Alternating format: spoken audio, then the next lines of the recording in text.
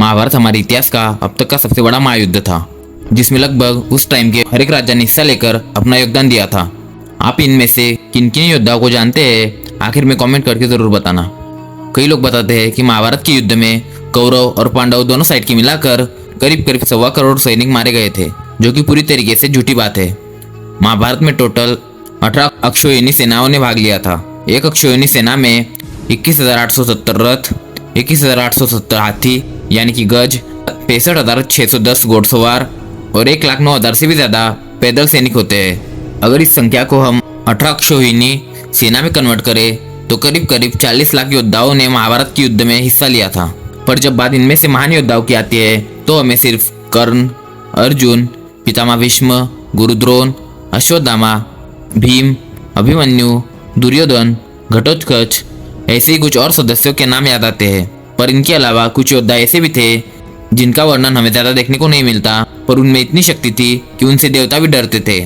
ऐसे योद्धा जिनके क्रोध ने धरती को हिला के रख दिया था, जिनकी कहानियां रोंगटे खड़े कर देती है। तो आज की वीडियो में हम महाभारत के उन महान योद्धाओं के बारे में जानेंगे। सबसे पहले आते हैं सत्यकी। महाभारत के युद्ध में जहां अर्जुन, भीष्म और कर्ण जैसे योद्धाओं के नाम युद्ध का पर्याय बन गए थे, वहीं पर ये एक ऐसा योद्धा थे जिन्हें महाभारत में वो स्थान नहीं मिला जिसके ये काबिल थे। यादव वंश के सत्यकी, उन्होंने शस्त्रों का ज्ञान अर्जुन से प्राप्त किया था। वह एक महान तलवारबाज भी थे। उन्होंने शकुनी को 2 बार हराया था और जब गुरु द्रोण युधिष्ठिर को मारने जा रहे थे तब उन्होंने ही गुरु द्रोण को लंबे समय तक रोक के रखा था। उन्होंने अर्जुन का साथ देकर जयद्रथ वध में भी बहुत बड़ी भूमिका निभाई थी। सत्यकी चुनिंदा योद्धाओं में से एक थे जो युद्ध के बाद भी जिंदा रहे थे। वो इतने महान थे कि अर्जुन उन्हें अपने बराबर का योद्धा मानते थे। और फिर आते नरकासुर के पुत्र प्रगतजोत के राजा भगदत्त। भगदत्त अपने विशालकाय हाथी सुप्रतिका पर सवार होकर युद्ध भूमि में उतरते थे। उनका हाथी सुप्रतिका विशाल, शक्तिशाली और लगभग अविजयी था। सुप्रतिका इंद्र के ऐरावत हाथी जितना शक्तिशाली था। वृद्धता के बावजूद भगदत्त में असम्य वीरता का वास था। कुरुक्षेत्र के युद्ध में वो सबसे वृद्ध योद्धाओं में से एक थे, शायद भीष्म और द्रोण से भी ज्यादा।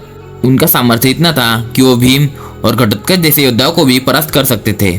उनके पास एक अमोघ अस्त्र था जिसे स्वयं भगवान विष्णु ने उन्हें दिया था, वैष्णव अस्त्र। यह अस्त्र अपने दिव्य शक्तियों से किसी भी लक्ष्य को भस्म कर सकता था।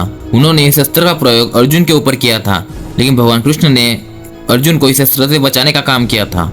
और फिर आते सप्तऋषि गौतम के पोते और ऋषि शरद्वन के पुत्र कृपाचार्य। युद्ध के दौरान एक समय ऐसा आता है जब दुर्योधन को ऐसा लगता है कि कृपाचार्य क्या ही काम आएंगे, क्योंकि वो तो एक साधारण ब्राह्मण है। वो इस बात को लेकर भीष्म पितामह से चर्चा करते हैं। तब भीष्म पितामह उन्हें बताते हैं कि कृपाचार्य कोई साधारण व्यक्ति नहीं है। वो अकेले पांडवों के लाखों सैनिकों को हराने का साहस रखते हैं। उनके पास वरुणास्त्र, अग्नियास्त्र, इंद्रास्त्र और ब्रह्मास्त्र जैसे अस्त्रों का ज्ञान था। वो चाहते तो पांडवों की सेना में हाहाकार मचा सकते थे, पर उन्हें पता था कि धर्म पांडवों की तरफ है, इसलिए उन्होंने अपनी पूरी शक्ति का इस्तेमाल नहीं किया था। फिर आते पांचाल नरेश द्रुपद के बेटे द्रौपदी के भाई धृष्टद्युम्न। इनका जन्म द्रोणाचार्य का वध करने के लिए उग्राग्नि यज्ञ से हुआ था। महाराज द्रुपद ने गुरु द्रोण से हुए अपमान का बदला लेने के लिए संतान प्राप्ति के उद्देश्य से यज्ञ किया था, जिससे धृष्टद्युम्न का जन्म हुआ था। उन्होंने महाभारत में द्रोणसेन का वध किया था। गुरु द्रोण के हाथों अपने 3 भाई और पिता द्रुपद के मर जाने के बाद वो क्रोधाग्नि से भड़क उठे और गुरु द्रोण को मारने का प्रण लिया। पर द्रोण महान योद्धाओं से घिरे हुए थे, इसलिए उन्हें मारना आसान नहीं था। धृष्टद्युम्न के पास ब्रह्मास्त्र, अग्नियास्त्र, वरुणास्त्र जैसे कई महान अस्त्रों की सिद्धि थी। उन्होंने कई बार भीम को कौरव सेना से बचाया था, दुर्योधन को हराया था। उनका गुरु द्रोण से 3 बार आमना सामना हुआ था, पर तीनों बार उनके युद्ध का कोई परिणाम नहीं निकला। साथ ही में अश्वत्थामा के साथ भी उनका युद्ध हुआ था, वहां भी कोई परिणाम नहीं निकला था। और साथ ही में यह एक बार कर्ण को भी हराने वाले थे, लेकिन आखिर में कर्ण की जीत हुई थी। और आखिर में आते हैं बार्बरिक, जो कि भीम के पोते और घटोत्कच के पुत्र थे। उनके पास ऐसी सिद्धि थी जो पलक झपकते ही महाभारत के युद्ध को खत्म कर सकते थे। उन्हें उनकी मां ने सिखाया था युद्ध में हमेशा कमजोर पक्ष का साथ देना।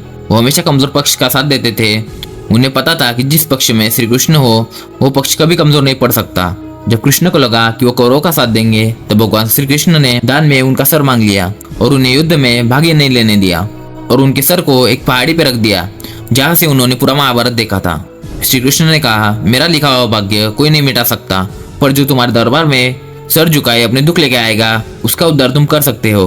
और आज हम 12 को श्री खाटू श्याम के नाम से जानते हैं। हर 10 सब्सक्राइब पर एक पेड़, बस यही मोटो है हमारे चैनल का। अगर आप चाहते हैं कि हम हमारे चैनल की तरफ से आपके नाम का पेड़ लगाए तो हमारे चैनल को सब्सक्राइब करना ना भूलें।